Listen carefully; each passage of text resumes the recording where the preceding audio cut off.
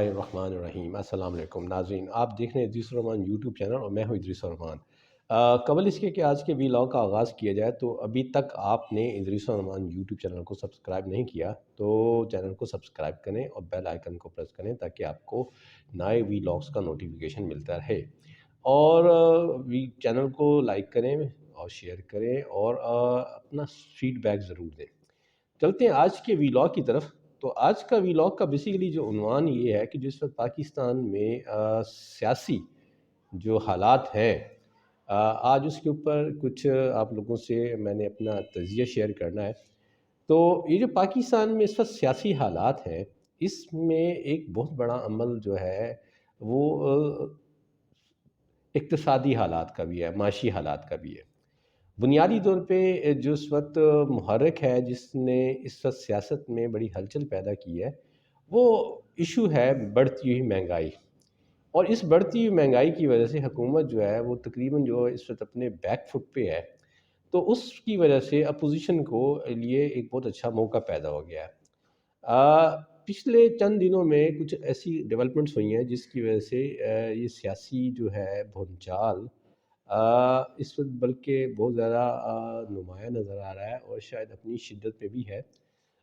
دیکھتے ہیں کہ یہ بھونچال کیسے آیا اور اس بھونچال میں عمران حکومت پہ کیا اثرات پڑیں گے، اور کیا عمران حکومت جو ہے عمران خان کی حکومت جو ہے کیا وہ سروائیو کر پائے گی، کیا اپوزیشن واقعتاً اس دفعہ کوئی واقعتاً ایک تبدیلی لانا چاہ رہی ہے، یا یہ صرف پیالی میں طوفان ہے۔ تو دیکھتے ہیں کہ کیا صورتحال ہے۔ تو اس صورتحال کو کس طرح ڈیولپ ہوئی، اس میں کون کون سے فیکٹر تھے۔ تو مطلب بیک گراؤنڈ میں آپ کو ایک بات بتاتا جاؤں کہ ویسے ہمارے ہاں ستمبر، اکتوبر جو ہے، نومبر، یہ مہینے ہیں جن میں تیسرا سال ہے کہ جس میں ہم کہہ سکتے ہیں کہ اپوزیشن جو ہے وہ کوئی نہ کوئی تحریک چلاتی ہے۔ مثلاً آپ کو یاد ہوگا 2019 میں مولانا فضل الرحمان آئے تھے، 18 میں ویسے انہوں نے شروعات کی تھی، 19 میں آئے تھے۔ 2020 میں پی ڈی ایم نے اپنی مطلب ریلیز کی تھی، سٹارٹ انہوں نے گجرانوالہ سے کیا تھا، پھر کراچی، کوئٹہ، اور کوئٹہ کے بعد پشاور تھا شاید، اور پھر لاہور، اور لاہور میں پھر جو ہے یعنی اب کچھ ہمارے ہاں دوست ہیں جنہوں نے ان کو سیزن کا نام بھی دیا ہے۔ تو پہلا سیزن جو تھا اس میں اکیلے مولانا فضل الرحمان تھے، دوسرے سیزن میں پی ڈی ایم میں تھے جس میں ساری سیاسی جماعتیں تھیں، تیسرا سیزن جو اب ہے اس میں پیپلز پارٹی نہیں تھی، مطلب دوسرے میں ختم ہو گئی تھی۔ تو اب جب کہ اکتوبر میں آیا تو پھر پی ڈی ایم کے اندر تحریک پیدا ہوئی۔ تو یہ آج تک یہ سمجھ نہیں آئی کہ اپوزیشن کو سردیوں کے دن ہی کیوں ملتے ہیں۔ مطلب سردی ہوتی ہے تو موبیلٹی تھوڑا سا ایشو ہوتا ہے، مطلب بیچ کے موسم ان کو کیوں نظر نہیں آتے۔ ویسے مطلب گرمیوں میں راتوں کی جو سرگرمیاں بڑی آسانی سے رہ سکتی ہیں، بہرحال یہ پی ڈی ایم کے والوں کا لوگوں کا مسئلہ ہے، یا یہ ہے کہ انہیں کچھ ان مہینوں میں ترغیبات دی جاتی ہیں جب کچھ خاص واقعات ہونے ہوتے ہیں۔ تو ایک تو اکتوبر کا مہینہ بڑا اس حوالے سے بڑا سسپینس میں بھی گزرا، اور یار لوگوں کے بڑے مسئلے بھی رہے، بہت سے لوگ وی لاگ کر کر کے تھک گئے کہ جی نوٹیفیکیشن کب آئے گا کب آئے گا، وہ جناب صفحہ پٹ گیا ہے اور صفحہ لیڈو لیڈ ہو گیا ہے، کہیں چڑیا نے بڑی دکھائی، کہیں کچھ لوگ بتانے لگے کہ جناب کہ جی جو کام ہو رہا ہے یہ الٹیمیٹلی اس کے نتائج اچھے نہیں ہوں گے۔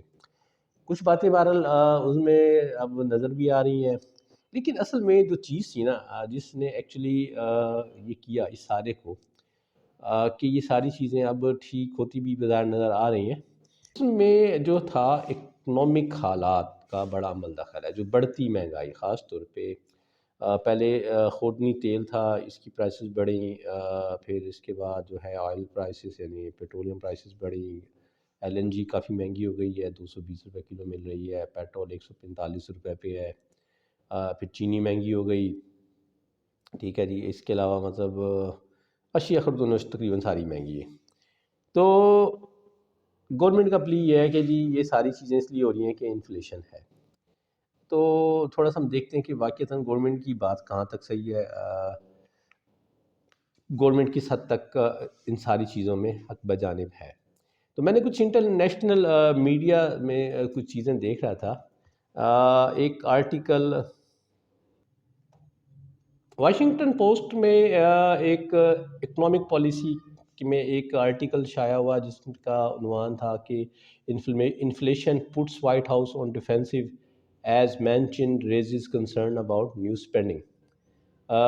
Biden tries to assuage fears, says reversing this trend is a top priority for me. مطلب امریکہ کے میں کہ جی جو انفلیشن جو ہے، بڑھتا انفلیشن جو ہے، اس نے وائٹ ہاؤس کو ڈیفینسو موڈ میں لا دیا ہے، اور بائیڈن یہ کہہ رہے ہیں کہ وہ انہیں اس چیز سے باخبر ہیں اور وہ اس ٹرینڈ کو ریورس کرنا ان کی پرائرٹی میں شامل ہے. اسی طرح فارن پالیسی میں یہ 11 نومبر کی ہے کہ inflation puts Biden agenda on its heels. اسی طرح یہ ایک آرٹیکل جو ہے ٹائم میگزین میں مطلب شائع ہوا، جس میں جو رائٹر ہیں وہ لکھ رہی ہیں کہ fuel to power your car, heat your home اور cook your food is all more expensive and driving inflation. یعنی آپ کی گاڑی کو فیول، آپ کے گھر کے لیے ہیٹ اور آپ کے کھانا پکانے کے لیے سارا مہنگا ہے، اور یہ انفلیشن کو بڑھا رہا ہے.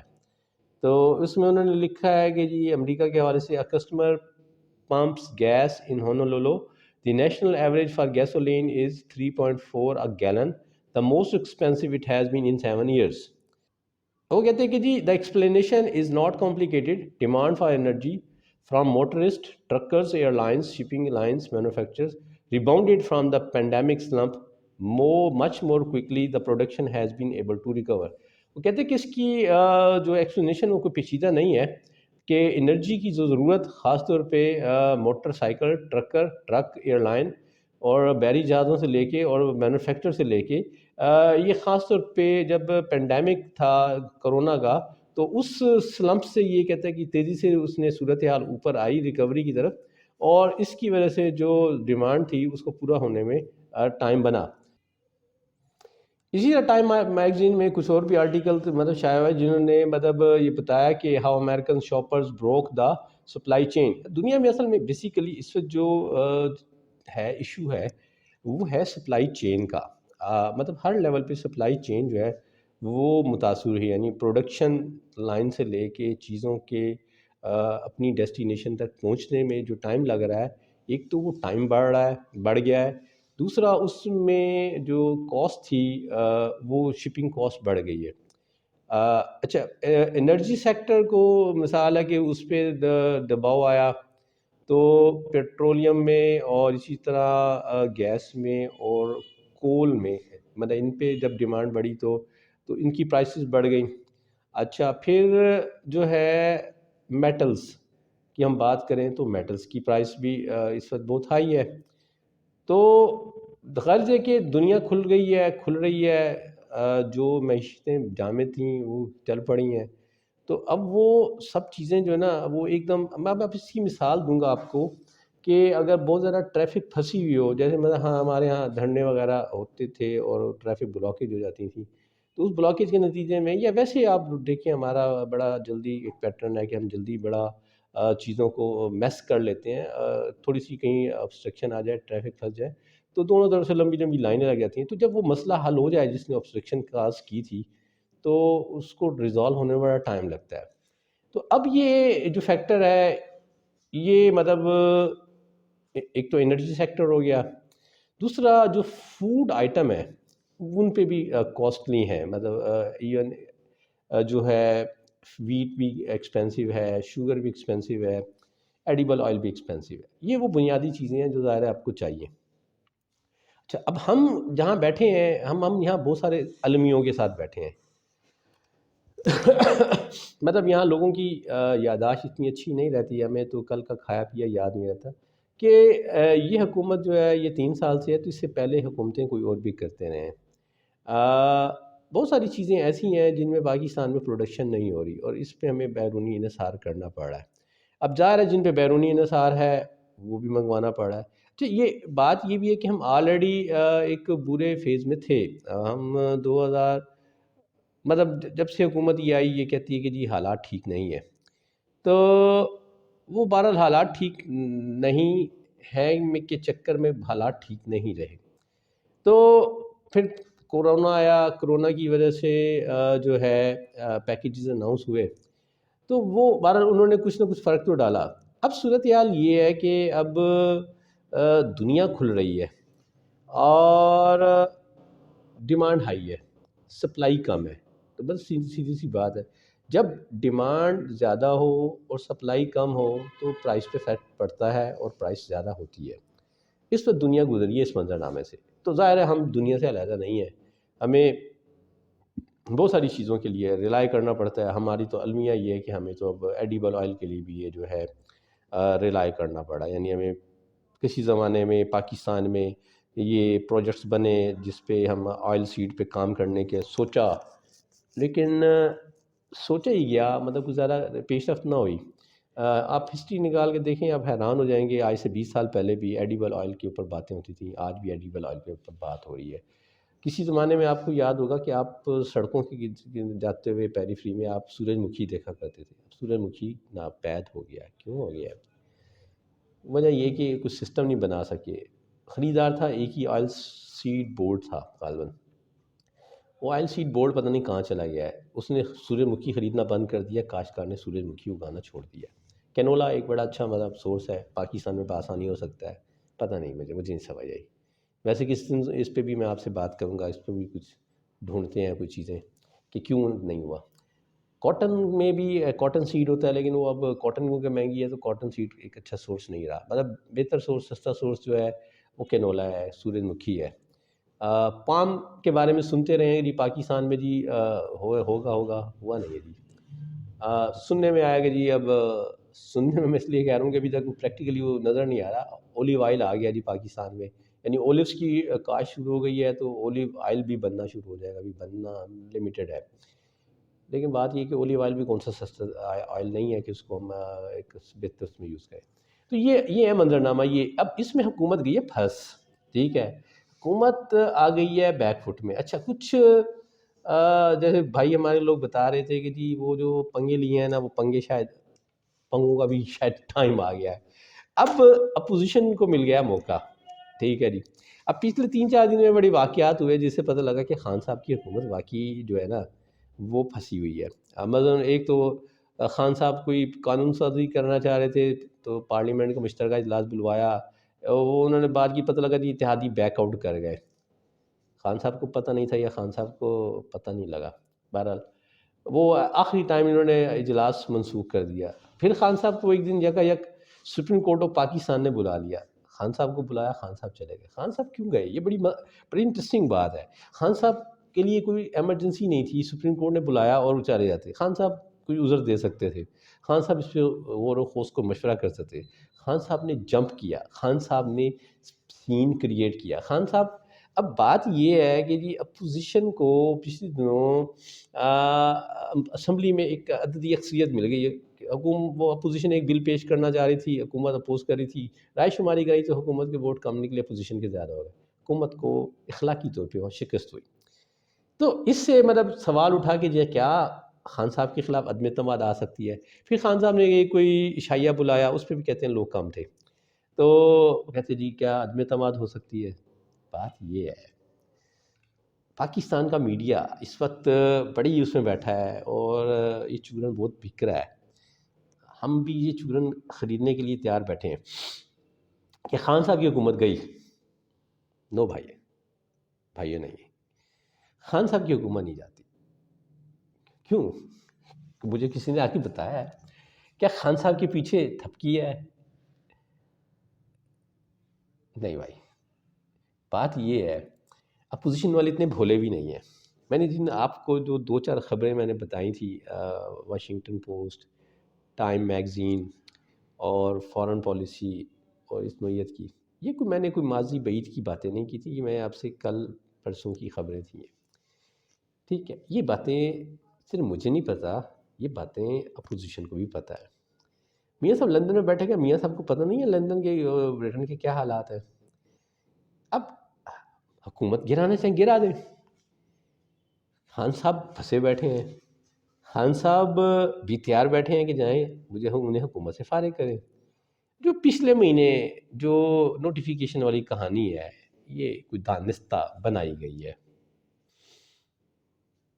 جو ورک کے ایک نہ ہونے کی باتیں کر رہے ہیں، یہ ورک کا نہ ایک ہونا، یہ شاید یہ بھی ایک اسکرپٹ کا حصہ ہے.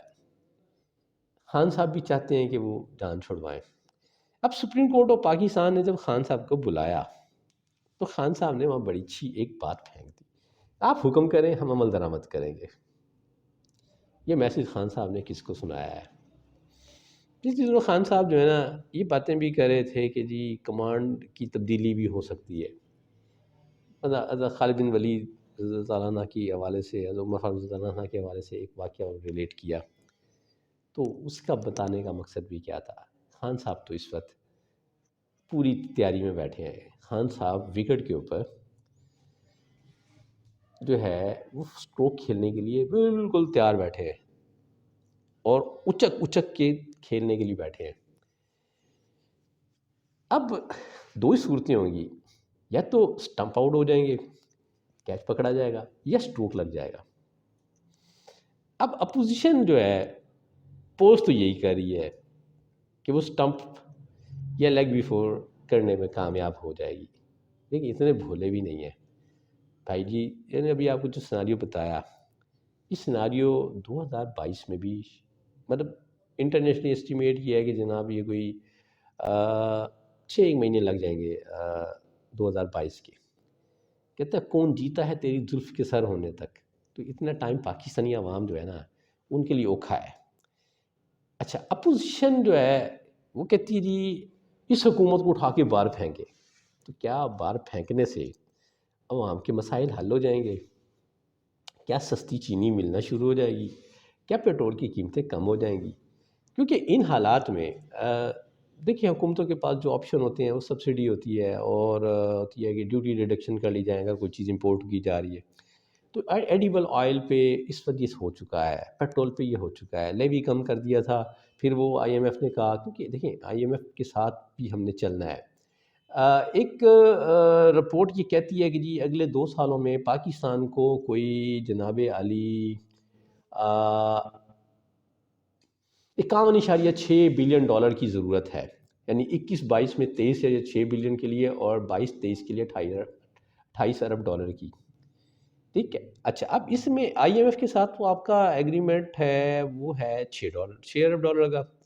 بات 6 ارب ڈالر کی نہیں ہے، وہ بھی ہے اس کو قسطوں مثال کا پتہ نہیں، وہ 1 ارب ڈالر سے سم تھنگ زیادہ ہے. 1 ارب ڈالر کو اگر 175 سے بھی ضرب دیں تو وہ 170 ارب 180 ارب جو ہے نا وہ آپ کا کچھ نہیں بگاڑتا.